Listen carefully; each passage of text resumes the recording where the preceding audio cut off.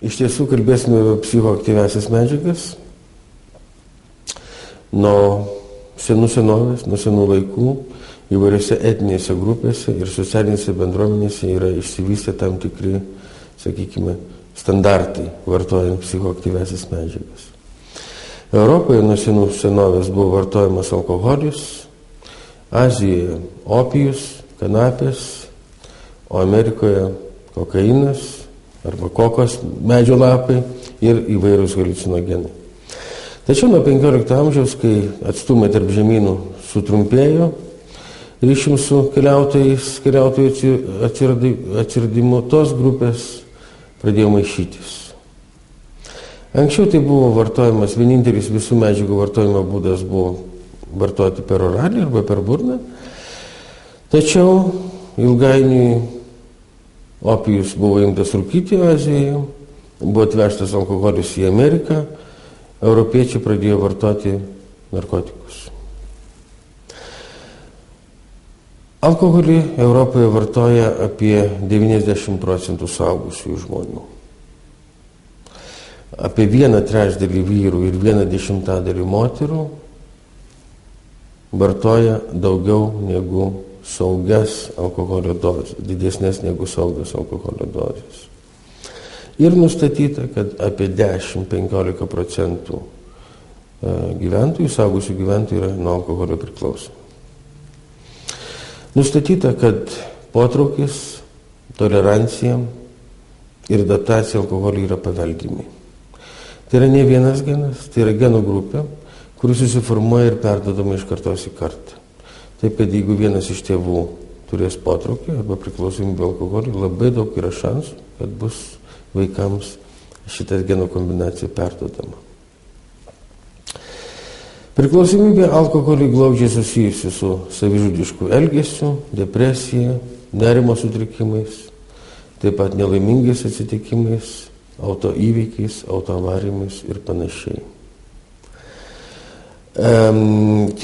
Epidemiologinių tyrimų duomenimis apie 10% priklausomų arba piktnaudžiaujančių alkoholio žmonių per 4 metus tampa priklausomais nuo alkoholio. Alkoholis iš esmės yra slopinanti medžiaga, tačiau žmonės jį vartoja ne tam, kad slopintųsi, o žmonės jį vartoja linksmumui, euforijai, pakilumui. Tačiau viskas priklauso nuo dozių. Iš tiesų, mažos dozės veikdamos per opioidinius receptorius sukelia euforiją, sukelia linksmumą, sukelia pakilumą, lengvą bendravimą ir panašiai.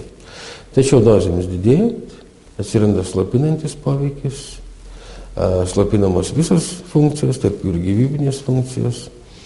Ir taip, reiškia, didėjant tolerancijai, žmogus nieko kito nejaučia, tik tai slopinimą. Tačiau, vėlgi, kadangi alkoholis yra labai senai vartojamas Europoje, ypač Europoje, tai yra tradicinis gėrimas, tradiciniai gėrimai, galima būtų pasakyti. Poveikis žmogui yra skirtingas.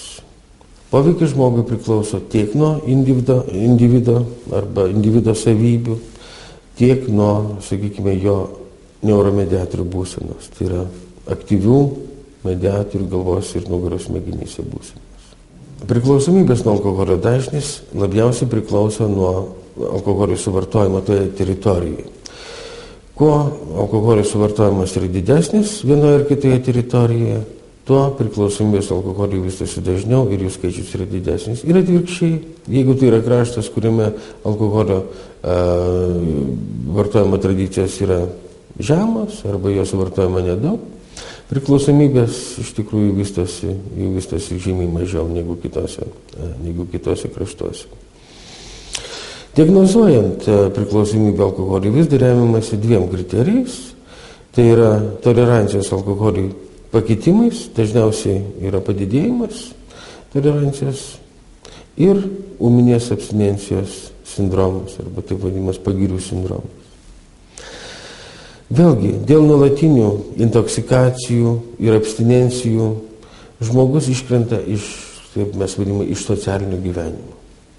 Jisai nebeturi nei laiko, nei jėgų kažkokiam kasdieniniam darbams namuose, darbe, jisai susiaurėja jo interesų spektras ir vėlgi labai dažnas dalykas yra, kad nukenčia šeima, žmogus praktiškai praranda šeimą arba praranda pasitikėjimą savo šeimoje ir be jokios abejonės teisėsauga. Vėlgi, labai dažnai žmonės įsigudrina ir vairuoti išgėrę, ir padaryti kažkokius tai nusikaltimus, dažniausiai netyčinius, bet vis tiek tai yra tas, ką žmogus jau nebekontroliuoja.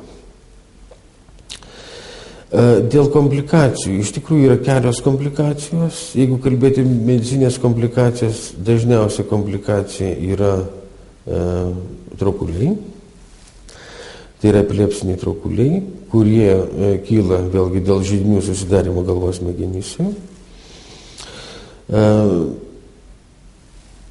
Ir galima sakyti, kad yra socialinės kontraindikacijos arba socialinės komplikacijos, tai yra vėlgi dezadaptacija socialinė. Darbe, namuose žmogus nebesugeba atlikti tų pareigų, kurias jis atlikdavo iki priklausomybės, sakykime. Kalbant apie gydymą, yra iš tikrųjų daug gydymo metodų ir įvairiose priklausomybės nuo alkoholio stadijose gydymas yra skirtingas. Vienas iš gydymo metodų yra pasibjaurėjimo alkoholiui gydymas. Gydymas pasibjaurėjimu. Jau labai senai romėnų laikais į vyną buvo dedama voragyviai, varliagyviai ir visokie bjaurūs gyvūnai ir liepiama gerti tam žmogui, kad atgrasintų jį nuo gėrimo, nuo vyno. Lygiai taip pat ir dabar nuo 1948 metų yra vartojamas disulfiramas, tai yra praktiškai vienintelis preparatas reaguojantis alkoholiu, kurį vartojant vienokio ar kitokio būdų žmogus jaučiasi gerai, kol nepatenka į organizmą alkoholis. Patekus alkoholį į organizmą, disulfiramas reaguoja su alkoholiu ir įvyksta reakcijos tiek žmogaus galvos smegenyse, tiek disulfiramas kartu su alkoholiu veikia kardiotoksiškai, būna širdies, ypač širdies laidumo sutrikimai ir taip pat simptomai skrandžio ir žarnyno. Tai yra pykinimas, vėmimas ir panašiai. Taip pat galima išskirti vieną iš gydymo metodų, tai yra alkoholio poveikio sumažinimas. Tai yra nesenas gydymo būdas, tačiau pakankamai efektyvus. Yra sukurti vaistai, kurie veikia blokuodami opioidinius receptorius, tai yra blokuodami receptorius, kurie sukelia, kurių stimuliacija sukelia linksmumą, euforiją, pasitenkinimą ir panašiai. Žmogui leidžiama gerti alkoholio, tačiau alkoholis jį neveikia taip, kaip įprastai veikia, o veikia priešingai. Dirgliai, žmogus pasidaro dirglus, jam vystosi depresinė nuotaika, jam vystosi nerimas ir ilgainiui, vartodamas tos vaistus, jisai atsisako alkoholio, jeigu yra pakankama motyvacija. Toliau, galima išskirti, jeigu kalbant apie gydymo metodus, galima išskirti ūmios abstinencijos gydymą, kai žmogų reikia atstatyti elektrolitų balansą, rūgščių šarmų balansą. Tokiu būdu yra naudojamas lašinės infuzijos, yra naudojami benzodiazepinai dažniausiai didelėmis dozėmis. Ūminė abstinencija trunka apie 5-7 dienas.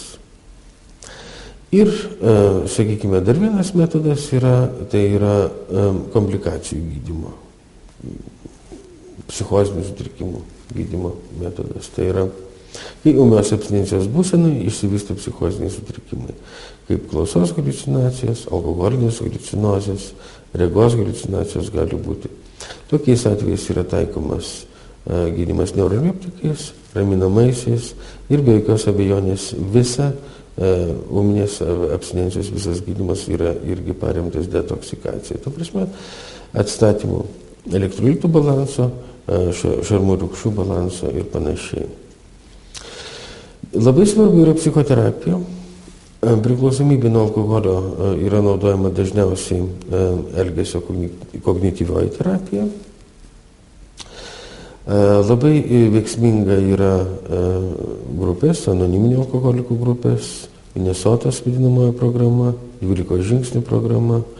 Tai yra, kai iš tiesų žmonės, turintys vienodą sutrikimą, arba jų sutrikimas yra panašus, kartu renkasi ir jie sprendžia savo problemas vienas kitam padėtami. Taigi gydymas, vėlgi galima sakyti, yra kompleksinis, tiek farmakoterapija, tiek